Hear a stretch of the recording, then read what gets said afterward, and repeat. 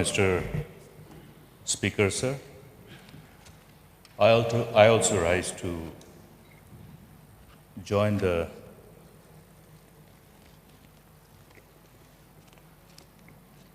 Deputy Chief Minister and LO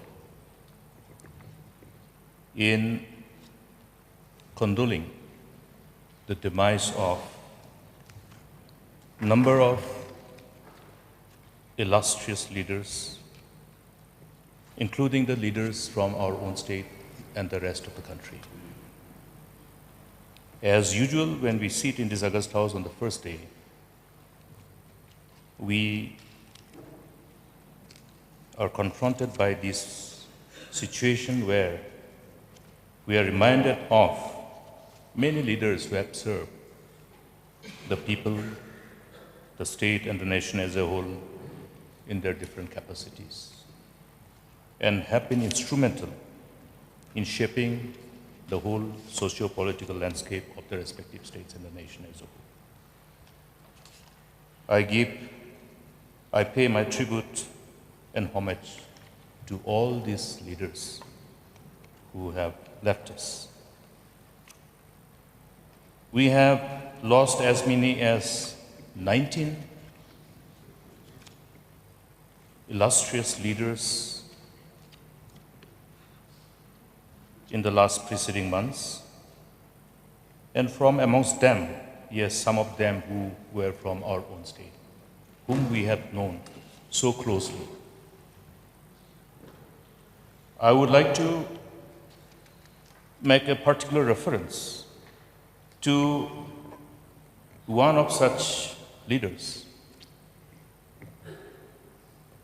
one of the tallest political figures that the state has produced, late Salsing Marak, who have served us in different capacities and also as the Chief Minister. He was sworn in as Chief Minister twice, though the second time the situation was different. The usual political pulls and pushes which the state has witnessed in the preceding years. Notwithstanding the usual trend of instability in the state, I remember in 1993 when he took charge of the state as the Chief Minister, he could keep stability for 5 years. Somehow, we were privileged to be part of that 93-98 duration of his service as the Chief Minister. He, as many of us have known with such a long innings in politics, many of our friends who have been in active politics had the privilege to work with him for a long, long time, including you. We have known him very closely. And the legacy that he has left behind, as have been very eloquently articulated by our LO, by Arbilindo. I think I would like to spend my time in recollecting some of the experiences that will rekindle our memories. I've known him even when I was a student. And 82, 83, 84, as students, we do often look for various interventions from politicians. And we never had the necessity to take an appointment. We wanted to have an audience with him. That's the beauty of the leader. And the same thing we witness. You know, Meghalaya has inherited a very unique, which I used to always refer as it is something unique and exclusive for the state of Meghalaya. You know, people don't have to take appointment or seek appointment prior to meeting the leaders, prior to meeting even the chief ministers. We inherited this. So one day somebody was telling me, sir, why don't you at least change the system? Because when we want to have a important official discussion, we do land up people coming and waiting and sometimes even without any pre-information. Yeah, I think we are confronted by this. But this is something which we have inherited. I think this is something which we should be considered as a legacy of the state, something which is exclusive and unique. I see many of the ministers do the same. This is the legacy that they have left.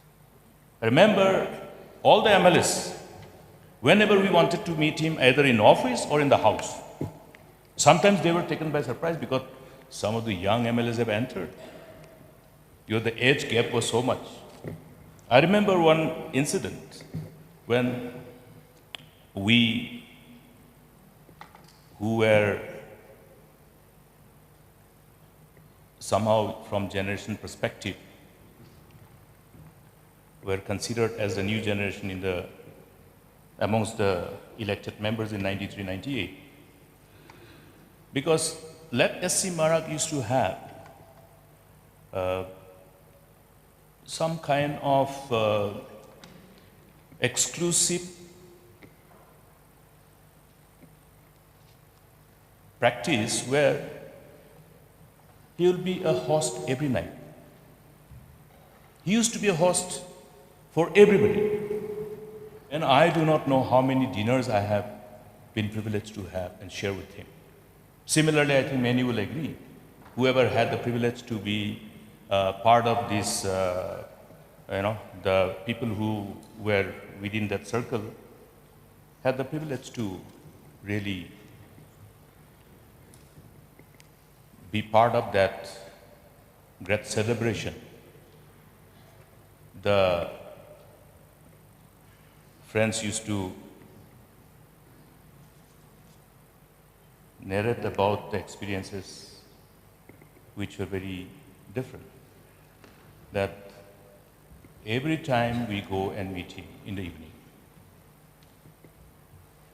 we shall not be allowed to come without really satisfying our taste buds.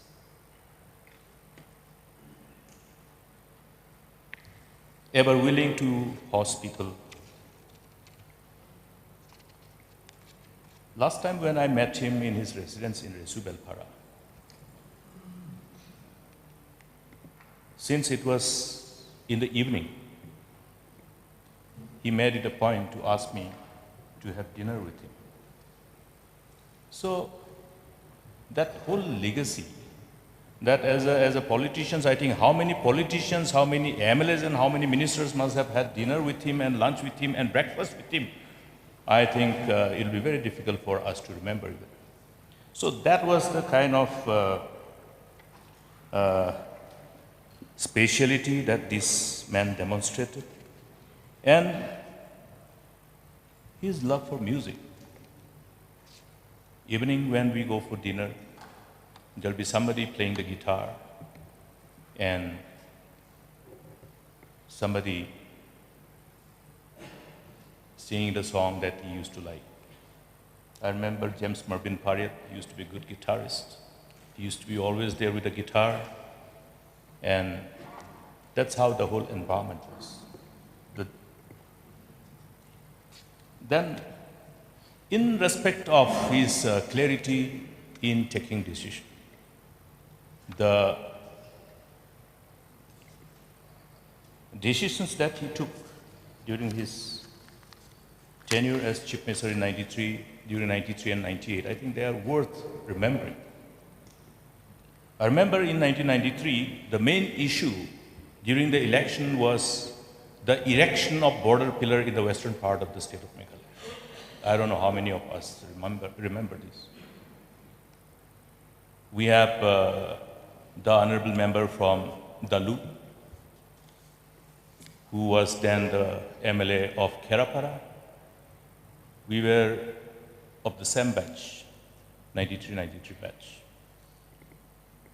So this issue of, the contentious issue of our differences with our counterpart Assam in respect of interested border. I think Honorable Speaker will remember this, that in 1993 this became an electoral issue, and So the people of the western part of the state were really wondering what should the state be doing and what will be the ultimate decision of the state. Because Assam erected border pillars well within to the 6 scheduled areas of ADCs, our Autonomous District Council, Garo Hills Autonomous District Council. But after the formation of the government, he took a bold decision. All these border pillars which were erected were dismantled, removed overnight.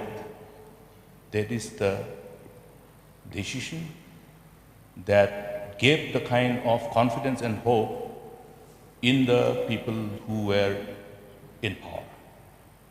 There is a restoration of confidence of the people as people look at all of us pertaining to issues which need to be addressed in the right perspective. So these decisions, as we all know, understanding the stand of the counterpart, Assam, must not have been easy, but it was a decision that was taken and it was effectively implemented, thereby restoring the hope and confidence of the people in the political dispensation. And another very important decision, we all are aware of the provision of the Constitution of India in respect of the para 6 of the 6th Schedule of Constitution of India.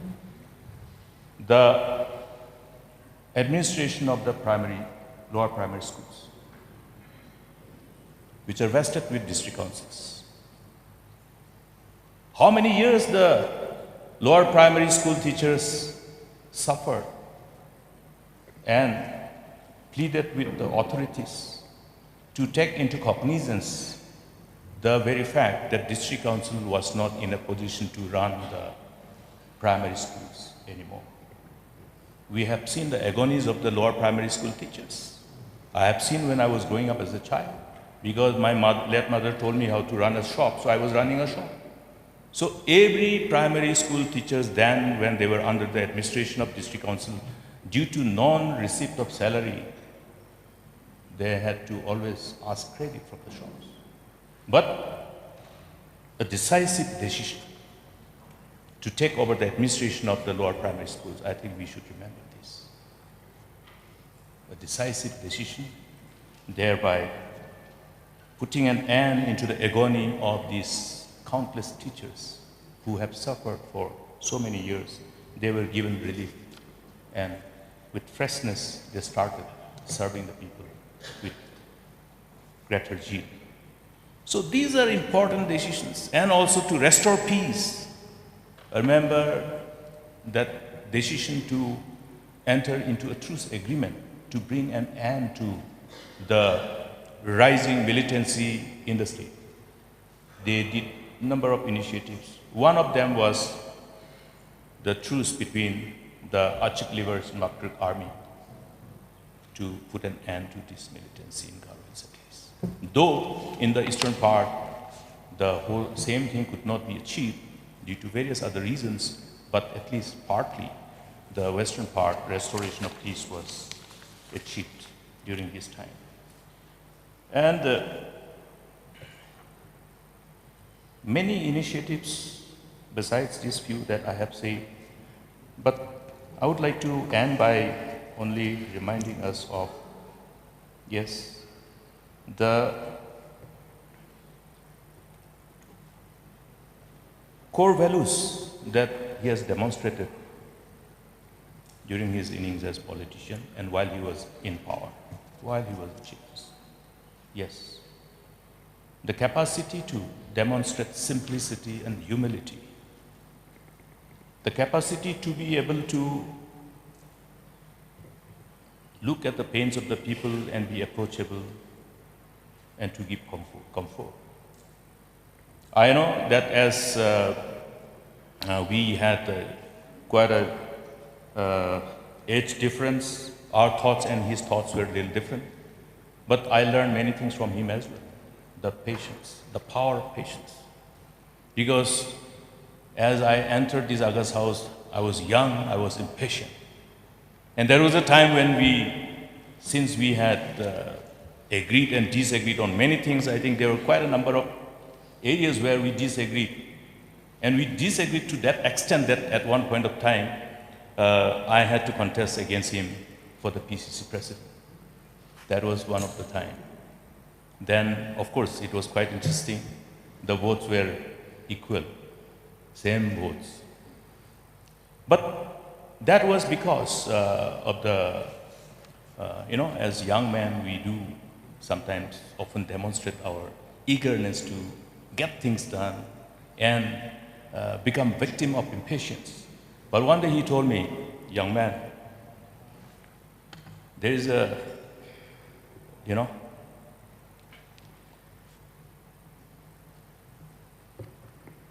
benefit of wait. Your impatience are not something which is considered as negative values of a person. I think it is only because you as young men want to see that, okay, we don't remain complacent. So I think that is how we created that check and balance between the young and the old.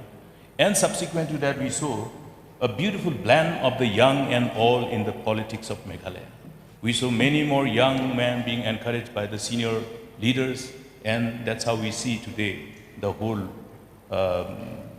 members of this August House, how beautifully blended we are with the young and the old. I think it's another exclusivity of our August House. So, though we had time when we agreed and disagreed, but we agreed to work together. We had challenges which we faced together. I remember in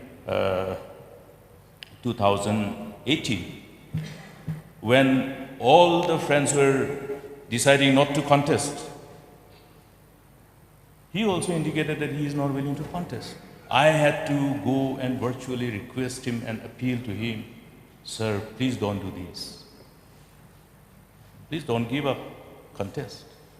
And it was very difficult because he has whispered to many of his supporters that he may not contest, and therefore there were already some of our party workers who were already nurturing a young candidate, a new candidate, because the perception was generated that he will not contest 2018 election. It was difficult, but we convinced him and he contested only for the sake of the party.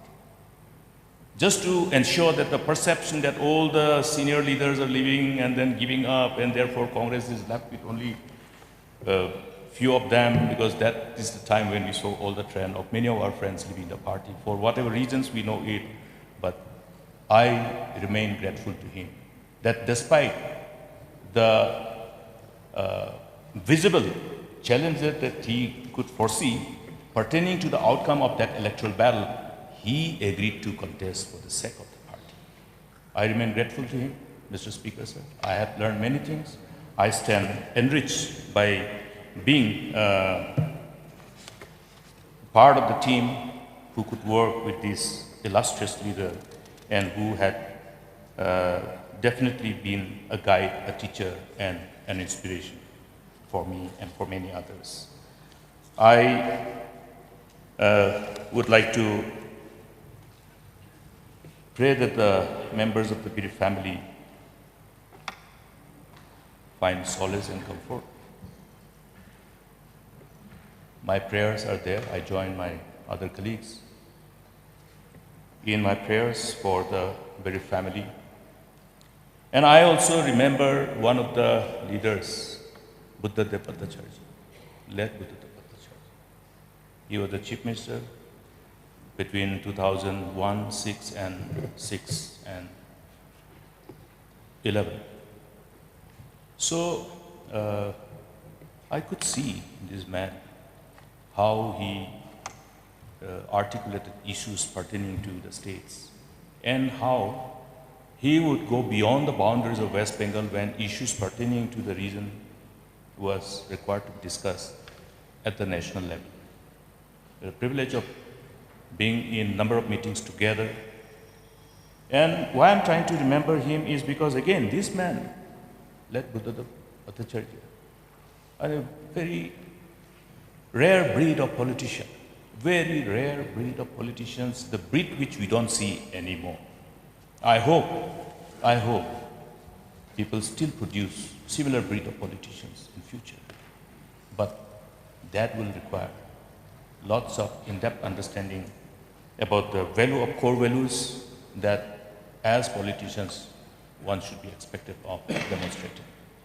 Therefore, a man who lived in such a simplicity with, in a simple dwelling house, I think he has been another one of the tallest leaders that the country has produced, whose life can be exemplary for all of us. I salute that leader. I pay homage to these great sons of the soil.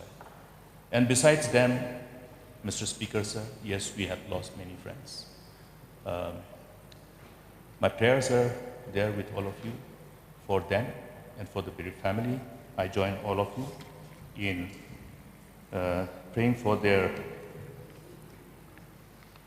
solace and comfort, praying for the solace and comfort of the members. Yes, we are weak as human. I know that members of the Biri family and those affected loved ones and friends, how they must be going through in this situation. But as we all pass on our burden to the Lord, I hope they will all find comfort in the Lord. For it is written, my grace is sufficient for you, for my strength is made perfect in weakness. Therefore, may the Lord give them the strength in their weakness. Thank you, Mr. Speaker, sir. And through you, I send my deepest condolences to all the members of the Biri family of these great leaders, and I pray that the departed souls